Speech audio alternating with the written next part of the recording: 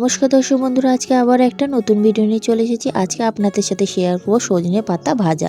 সজনে পাতা কিন্তু খুব উপকারিতা, তাও কিন্তু জেনে শুনে আমরা অনেকেই কিন্তু এই পাতা খেতে চাই না। কিন্তু এইভাবে আমার মতো একবার সজনে পাতা ভেজে খেয়ে দেখো, যারা খেতে চায় না তারাও কিন্তু হাত চেটে পুটে খাবে। রেসিপিটা তাহলে শুরু করি। সবার প্রথমে আমি এখানে গাছ থেকে সজনে পাতা পেরে নিয়েছি কচি কচি দেখে।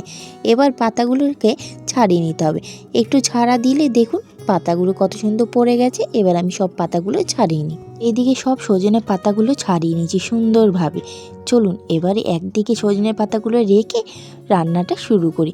এদিকে কড়া বসিয়ে দিয়েছি, কড়ার মধ্যে দিয়ে দিলাম পরিমাণ মতন সর্ষের তেল। তেলটা যখন গরম হয়ে আসবে তখন দিয়ে দেবো 1 চামচ রসুন কুচি।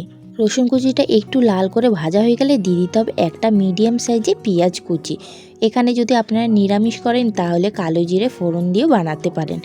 এদিকে নাড়িয়ে চাড়িয়ে পেঁয়াজটাকে লাল করে ভেজে নিতে হবে। এখানে আমি শুকনো লঙ্কা কিংবা কাঁচা লঙ্কা অ্যাড করিনি, যেহেতু আমার ঘরে বাচ্চারাও খাবে, তাই আপনারা চাইলে এখানে অ্যাড করতে পারলেন লঙ্কা। পেঁয়াজটা ভাজার পর দিয়ে দিলাম শিম কুচি।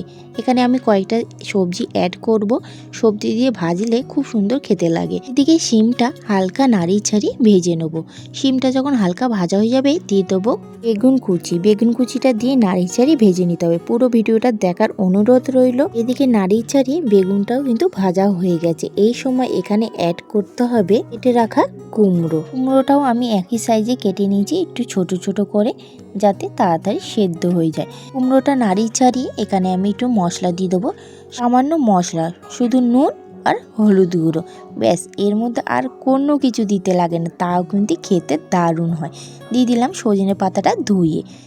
এবার যেহেতু মশলাটা দিয়েছি তার জন্য ভালো করে নাড়িয়ে চাড়িয়ে নিতে হবে।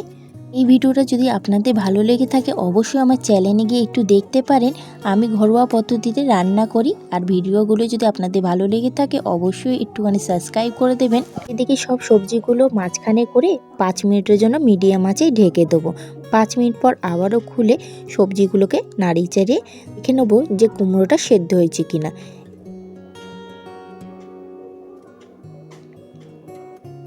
এদিকে কুমড়োটা কিন্তু সেদ্ধ হয়ে গেছে, আপনাদের ভেঙেও দেখাচ্ছি। দেখুন খুব সুন্দরভাবে 5 মিনিটের মধ্যে সেদ্ধটা হয়ে গেছে। এবারে নামিয়ে নেবো একটা বাটিতে। রেডি হয়ে গেছে সজনে পাতা ভাজা। খেতে কিন্তু খুবই সুন্দর হয়েছিল। ভিডিওটা যদি আপনাদের ভালো লেগে থাকে অবশ্যই লাইক কমেন্ট করে দেবেন আর তার সাথে শেয়ারও করে দেবেন। ভিডিওটা পুরো দেখার জন্য অসংখ্য ধন্যবাদ।